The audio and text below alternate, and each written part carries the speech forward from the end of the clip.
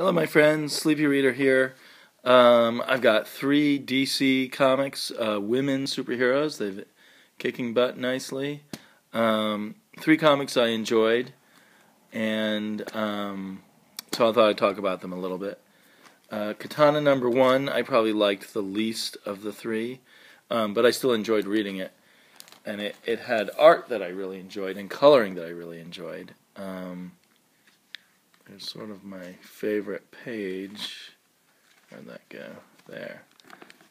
You get a good sense of how cool this artist can be, Alex Sanchez, and how nice the coloring is and how well it all fits together. Overall, Alex Sanchez brings a different flavor. It feels less like a superhero comic, and it has more of the feel of a kind of personal story, although he does do the action scenes well too. A little bit Vertigo-ish, I suppose, for lack of a better term. So I really enjoyed it. It gets a little weird occasionally in some of the close-ups of characters' faces, where it stops working for me. But other than that, I had no complaints about the artwork. I enjoyed it, and it works to make this a little more unique and feel like something different than things we've seen before. And I guess plot-wise, it's a bit different than things we've seen before in the sense that the plot feels a little random. Katana is trying to find out something about her sword, and she comes to San Francisco, to Japantown in San Francisco, and is looking for a woman with a tattoo that has information in the tattoo about her sword. Just seems a little weird, and I'm not fully convinced by it all in a sense.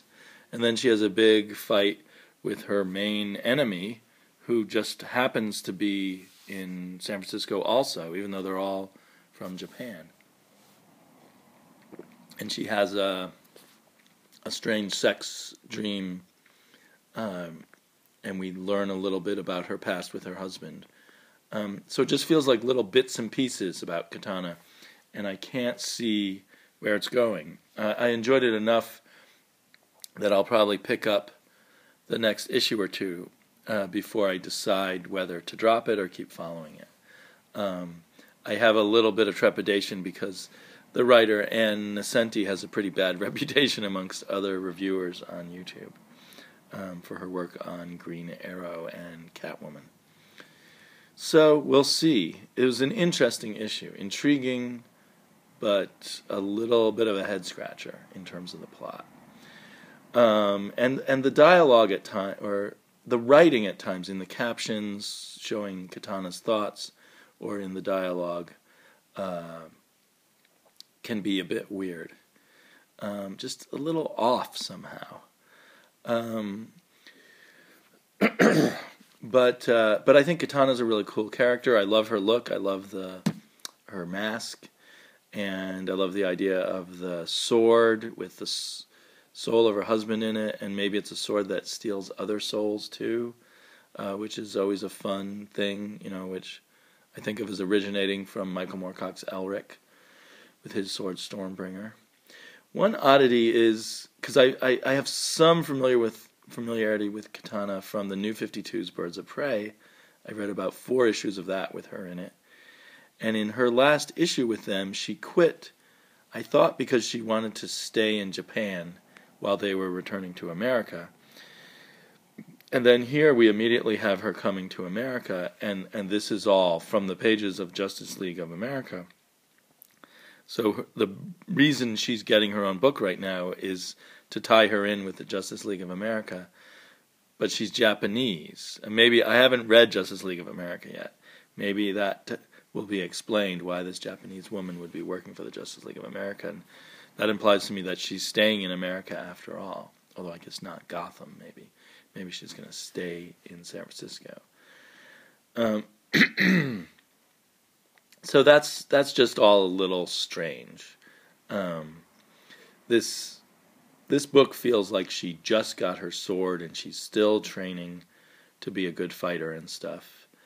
but I had thought she was already kind of an established superhero from the little bit I gleaned out of Birds of Prey. Anyway, it's an issue worth checking out if you like the way that art looks that I showed you. And we'll see. Time will tell if it's really worth sticking with. Supergirl is a book during the New 52 that I've picked up a few times, thinking I might want to, add it to my regular books, but never being quite compelled to do so. And I just thought I'd pick up this issue, basically because I thought it might be fun to see a big knockout, drag-out fight between Supergirl and Wonder Woman. And it totally delivered. It's a great battle issue between these two very powerful female superheroes. The art's really good, and it just has the right tone of a big superhero battle. It's in the middle of the Hell on Earth continuity, but I was able to pick up enough of what was going on and enjoy it. I can't say I felt sucked into the Hell on Earth story, though. I don't feel like I have to continue reading it. So I think, in fact, I will wait till Hell on Earth is over and try another issue of Supergirl. It seems like this artist has gotten better, and it might be that the coloring is also really good again in this issue. It just really makes the art pop. Everything's clear. Everything's just really enjoyable to look at. And it adds to my feeling that DC is really doing female superheroes well and doing them justice. Of course, I don't know if women readers feel the same way. My only complaint about the art is how skinny he likes to draw everyone, and that kind of works on Supergirl because I think she's a teenager. But with Superman, he suddenly looks like a Superboy. He looks like a teenager too, because he's got that kind of scrawny look, like he hasn't filled out yet. But that's my only complaint, that this artist, who I think has been on Supergirl all along, seems to just keep getting better. So yeah, I'll definitely come back and check out Supergirl when Hell on Earth is over. And, if you like a big, fun superhero fight, this is good. This is good stuff. So then I'll move on to Wonder Woman, which was my favorite of all three, and it is kind of continuing the, I don't want to say soap opera story, but since maybe issue 13, Wonder Woman, which was my absolute favorite DC comic, has slipped a bit. And part of it is it's become more like a soap opera in the sense that we're just trickle out a little bit each issue, but not have a sense of a complete chapter or a complete little beat of the larger story arc. And this issue continued that, but was still it was a stronger issue because it was meaty. There was quite a lot going on, and a lot of characters getting good moments. And the art by Tony Akins was quite good. My only complaint really is about Orion, who is drawn by Tony Akins to look like kind of a gawky teenager with just this little bit of stubble on his chin, and this tiny head on the big body. And I didn't like the way he looked, and actually, as he's written so far in Wonder Woman, all the excitement over Orion reappearing in the DC Universe has gone away for me. He's kind of a not very there character, and in this issue he's mostly a source of a little bit of humor and an interesting form of transportation. There's actually a great scene where they use the boom tube or the boom tube technology, whatever it is, to boom into a bar where some of the other gods are hanging out. And the way the characters kind of hang out and are very true to the characters that they are,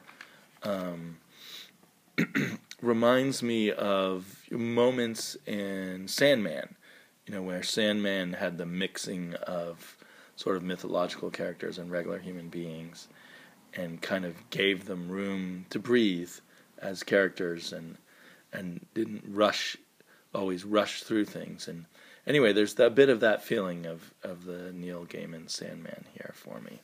And I felt that on and off throughout this Wonder Woman run, but this issue particularly made me think of that.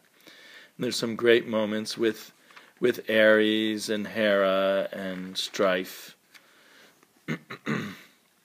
and Wonder Woman herself. And then this nameless first child of Zeus, whose story has slowly been unfolding a few pages each issue, gets a little more play in this issue, and some very cool stuff where he ends up having a battle with not Neptune, Poseidon. I always get the Greek and the Roman names confused. So that's very good, and we get some good moments between Wonder Woman and Ares, god of war. And here you can really see, more of that battle with Poseidon.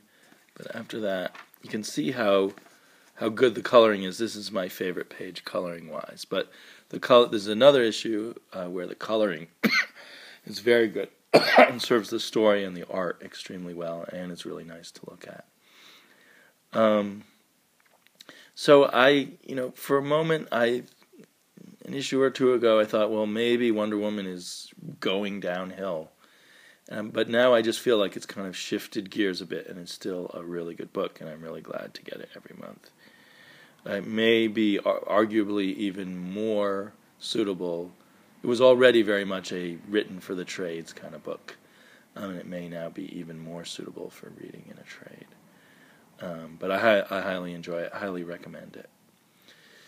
So, go out and read some DC comics about female superheroes. I don't think you'll be sorry. I'd love to hear other people's takes on what DC is doing with their female superheroes, and if anyone has any broader view on that. It's ironic that maybe my least favorite one is written by a woman, and they have DC, as far as I know right now, has 3 women writers, and I guess they've got them all on female characters, which doesn't seem right. There should be a mix both ways. Although I think that the woman, I don't know her name, the woman who writes Amethyst is going to be moving on to a non-female book soon. Or no, maybe she's going to be doing Birds of Prey. Anyway, it's an interesting thing because it makes sense for women to write books about women. However, it also seems like, just like if you were a black writer, you shouldn't just be writing about black characters. Because if you're a white male writer, you're going to be writing about all characters. So anyway, I don't have any deep thoughts on that, so I don't know where I'm going. But I really enjoyed these books. Talk to you guys later.